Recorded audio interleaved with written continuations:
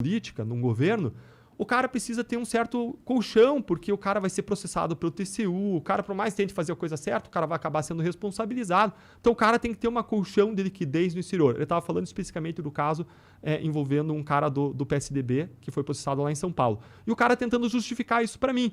Aí eu fiquei pensando, como é que eu vou mostrar para esse cara que ele está errado, se ele está seguindo esse raciocínio? Sim. E o que eu falei para ele foi o seguinte, falei, olha, então o Deltan ele tomou um processo do Lula pedindo uma indenização, tomou um processo do Renan Calheiros por ter criticado e vai ter que pagar, então isso justificava o Deltan buscar receber propina de réus da Lava Jato, justificaria isso? O cara, não, aí também não. Eu falei, claro que não. Claro que não. Agora você está querendo justificar um cara com base nesse tipo de raciocínio. Sim. Não faz sentido, Claro. não pode. Você não pode defender uma coisa dessas. Então, não importa se o cara estava desviando a maior parte do dinheiro para um projeto de poder ou para o bolso dele. Gente, é desvio de dinheiro público, afeta do mesmo modo. Eu estava vendo semana passada... O Lula é um cara que entendeu uma coisa, que ter amigo é muito melhor que ter dinheiro.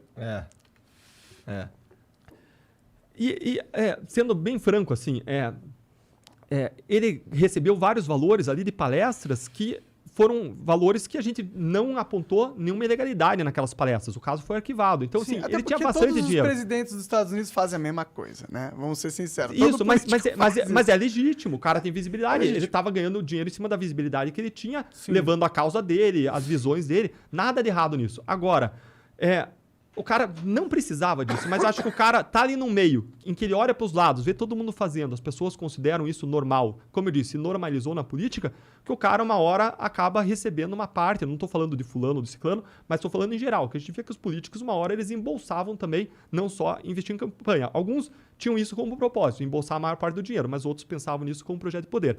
E eu lembro quando a gente foi para Bahia e eu e o Robertson, e a gente conversou lá com algumas pessoas, movimentos, a gente estava defendendo as 10 medidas contra a corrupção. Então a gente encontrava vários líderes da sociedade, e o Robertson encontrou alguns líderes de uma comunidade local e explicou para os líderes as 10 medidas, explicou Lava Jato, e os caras tinham uma resistência em relação ao Lava Jato, eles eram de uma visão mais esquerda.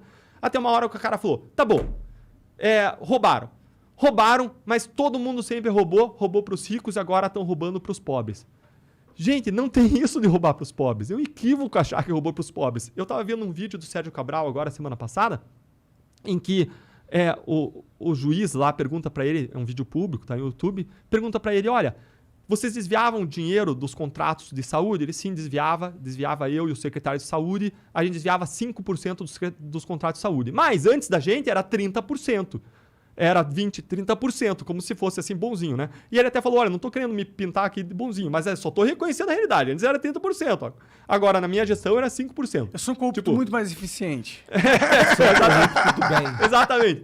E aí veio a pergunta, e você sabia que isso tira dinheiro da sociedade, tira dinheiro do atendimento? Aí ele vem e responde assim, olha, claro que a gente atendeu muita gente na área de saúde, mas se desviou 5 milhões a cada 100 milhões, podia ter atendido mais 5% de pessoas.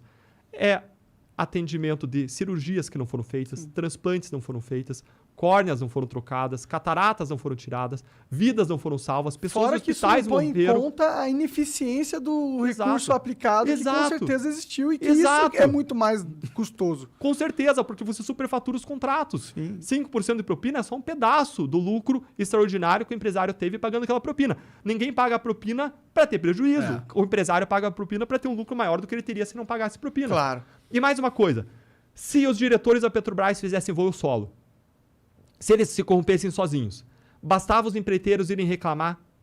É verdade. Eles caíam todos. Para quem nomeou. Quem nomeou eles? Quem nomeou era o ex-presidente que nomeou. Caía todo mundo, porque os empreiteiros tinham um canal direto. Sim. Esse esquema é um esquema que só funcionava se tivesse gente mais graúda envolvida. Pode crer. Quem estava em cima. Então, quando você entende o sistema, como ele funcionava, você vê que a liderança não eram os funcionáriozinhos da Petrobras, a liderança era político-partidária. E foi isso que a gente explicou naquela coletiva de imprensa, em cima da denúncia, a gente buscou explicar o sistema, porque era uma série de indícios, era uma série de indicativos que mostram, você precisa entender o modo como funcionava o esquema para você entender quem que estava comandando, quem era responsável. Isso, de novo, na nossa perspectiva, é o que está lá naquela acusação, o Supremo anulou tudo, voltou tudo a estaca zero, então toda pessoa inocente até o final do processo não vai ter condenação nesse caso. Eu não estou falando que ninguém é culpado, mas só estou falando das provas que foram carreadas, do que se tornou público, estou falando do passado em cima das provas existentes e daquilo que já foi noticiado, lembrando que esses casos foram anulados pela Justiça.